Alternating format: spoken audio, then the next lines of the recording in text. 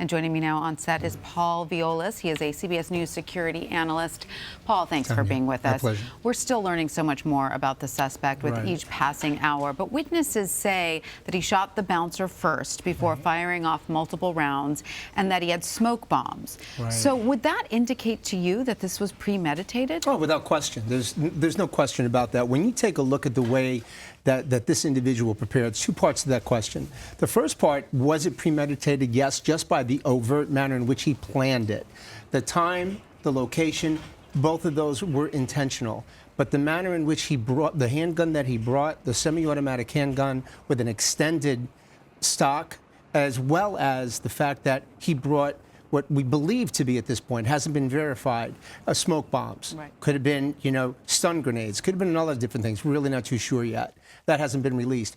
That just goes to show you the level of planning. Also, the tactical manner in which he entered the building, which would speak to his military training as it relates to eliminating the immediate threat first, which he did, and then to move methodically throughout the building, using the smoke to disorient people, and then to pick off his target. So clearly premeditated. So in your professional experience, when there is an event like this, sort of premeditated, that seemed to be focused on creating the most amount of damage possible, is there usually a trail that can be found beforehand, and some sort of manifesto, some sort of online indication that they are planning something like this? Yes, and I'll piggyback on what Jeff said before. I've been doing this for 38 years, and I will tell you unequivocally, I have yet to work a case that didn't speak to this beforehand. We're going to look at two things right now, Tanya. The thing, and that's important for our viewers to understand, is when the shooter is deceased, the investigation takes a different course. Now it's going to go into forensics and foreseeability. Exactly what you're saying. On the foreseeability side, it's going to speak to the things that he did, the things he said, the people he spoke to. Right now, the legal component of this investigation calls for search warrants for the house, the vehicle, his computer, his phones. This is going to tell us his state of mind.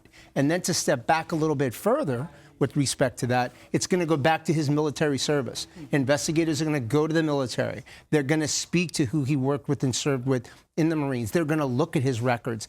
Did he receive an honorable discharge, dishonorable, a general under different conditions? They're going to need to see that. Was there a mental health issue? Why didn't he move past the rank of corporal?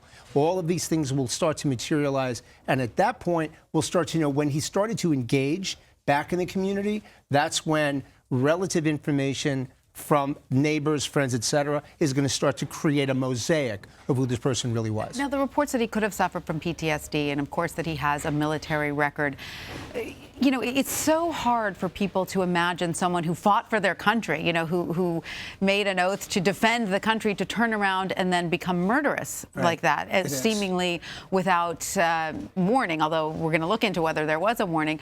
Does that surprise you that someone who, served their country would turn around and do something like this? It really doesn't, and I'll tell you why. And I think that's really going to be the most poignant question of all that we talk about. And the reason I say that is because the trauma that people go through when they're not on U.S. soil, when they're interfacing with the worst possible scenario anyone could even imagine, conditions they'd never even possibly tried to prepare for and couldn't. And to see the things and smell the things that they did day in and day out, this is what causes post-traumatic stress disorder.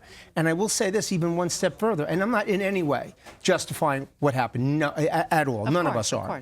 But to drill down on that question, though, Tanya, the biggest, most compelling thing that we need to understand, this is not an isolated incident. This is happening frequently. When we talk about PTSD, it's not just military. This morning when we were covering this here at CBSN and on CBS, we were looking at some of the young ladies that were being interviewed and the incredible trauma that they're experiencing.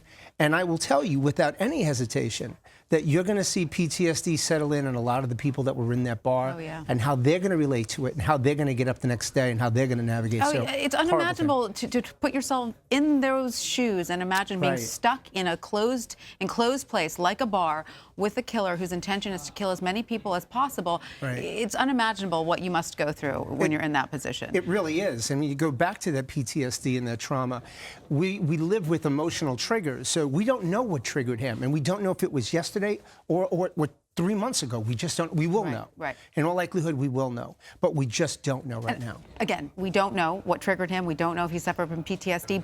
But looking back to the fact that we've discussed before, our veterans often come back from service, and many of them say they aren't given the mental health assistance they feel they need to deal with their PTSD or just re-entry into civilian life. Does this speak to that, if we can confirm that he suffered from PTSD? 100%. We have a problem in the country right now with respect to how veterans are handled psychologically when they come back and how they re-enter society and how they're seen and whether they're accepted and whether they're not accepted. And sometimes that can be the catalyst to behavior such as this. No question. It's a huge tragedy, Paul Viollis. Thank you so much for sharing your insight on this with us. My pleasure, Tanya.